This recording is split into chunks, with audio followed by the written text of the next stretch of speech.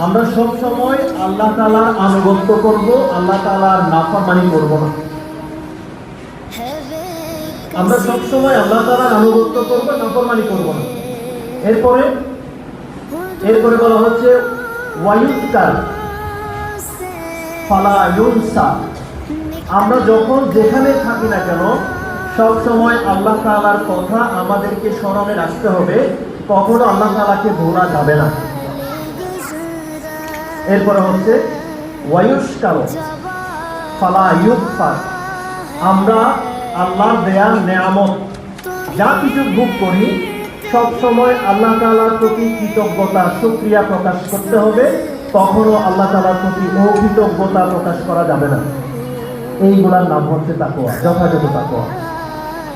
তো এখন এই তাকওয়ার কথা যখন বলা হলো, তার মানে সবসময় আল্লাহকে স্মরণে রাখতে হবে, সবসময় আল্লাহ তাআলার আনুগত্য করতে হবে, সবসময় আল্লাহ তাআলার শুকরিয়া আদায় করতে হবে। সাহাবায়ে কেরামগণ বললেন, ইয়া রাসূলুল্লাহ, এই ধরনের তাকওয়া কিভাবে আমরা করবো? এটা তো আমাদের জন্য কষ্টকর একটা বিষয়, আমাদের তো এই ধরনের শক্তি সামর্থ্য নেই।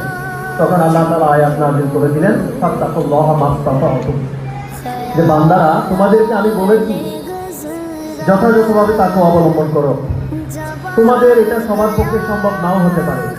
আল্লাহ তাআলা এবার আমাদের জন্য রুখসত দিলেন, দয়া প্রদর্শন করলেন যে ফাত্তাকুল্লাহা মাসতাতা'তুম, তোমাদের যার যতটুকু সামর্থ্য আছে সে সেভাবে করে তাকওয়ার চেষ্টা করো। সুবহানাল্লাহ। তো এই তাকওয়ার জন্য আমাদেরকে রমজান দিয়েছেন। রমজানে আমরা তাকওয়ার শিক্ষা পাই। আমাদের বাহ্যিক অঙ্গ প্রত্যঙ্গ, আমাদের অন্তরের জগৎ, বাহ্যিক অঙ্গ প্রত্যঙ্গ, অন্তরের জগৎ, সব কিছুকে কন্ট্রোল করার জন্য আল্লাহ তাআলা রমজান দিয়েছেন।